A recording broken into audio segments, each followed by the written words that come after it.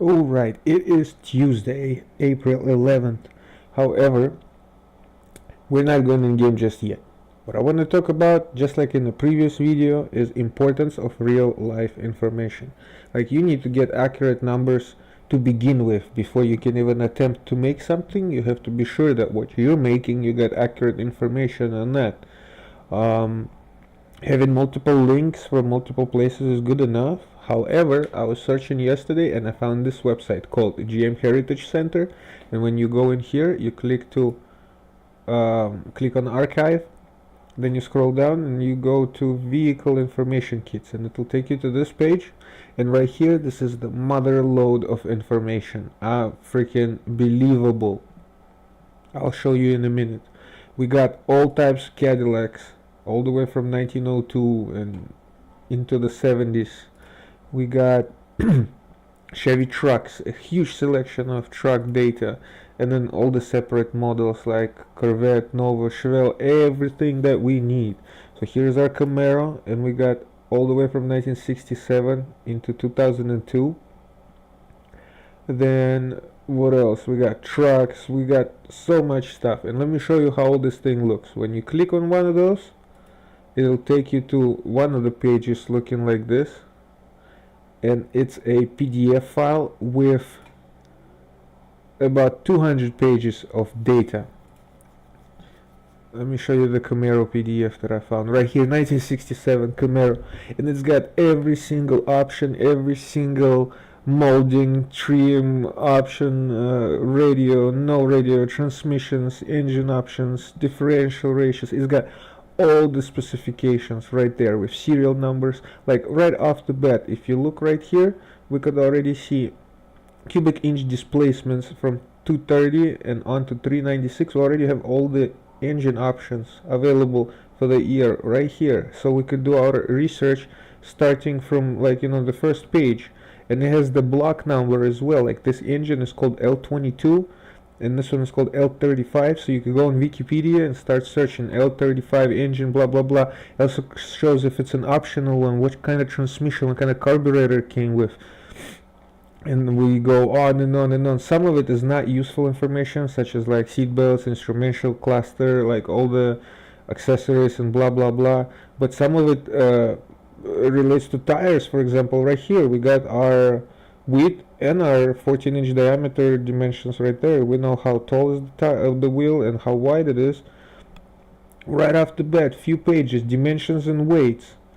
We don't care about the luggage and all that. We have tread widths, dimensions for the chassis. We have all that info. Like, it is insane. It is insane. Like, if you know what I'm talking about, it's crazy what kind of dimensions we got. Okay, vehicle weights for all four models: 6-cylinder, 8-cylinder, two-door convertible, sports. We have every single curb weight, total weight, front weight, rear weight, so that could be accurate as well when you're setting up your mods. Then we have extra weight to calculate depending on what kind of model and air. Like, if it's got a bigger engine, for example, like if it has a 350 Chevy or a 396 Chevy, you need to add 300 pounds to it because of how heavy it is, blah blah blah blah. Body dimensions, it's insanity in terms of like how much information you got here. Now let me go to the trucks. For example, for the trucks, 1965 trucks, this is 1965 right here I'm looking at.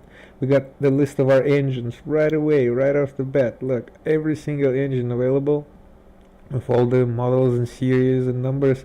But when you scroll down, take a look at that. And this is what I really wanted to show you. Those of you that watched till this time, behold, as early as 1965 in this brochure, we have gross horsepower and net horsepower ratings, one next to each other, on top of a torque curve that shows both of the ratings right next to one another. I've never seen such a freaking setup. That is what you need. You need your gross horsepower, net horsepower right there measured for you. 153 4-cylinder engine, I guess, yeah. And then as we scroll, we have the 196 gross horsepower and net horsepower. So this is 1965. For now, these are just the two vehicles that I looked at. I don't know, this thing has too much goodies. Look at all that fucking, oh my god, look at this. Scrolling down to 6-cylinder performance, here we got our net ratings. We have standard carburetor with economy carburetor. You see, like, we could have, oh my god, this website. And I mean, you should have few websites anyway. Just this one is not really, you need more than one reference to be sure. However, just judging by the quality of this data and how detailed it is, you know what? I think this one by itself is right enough. But anyway, we don't have quarter mile times and acceleration times here, or maybe I haven't found them here yet.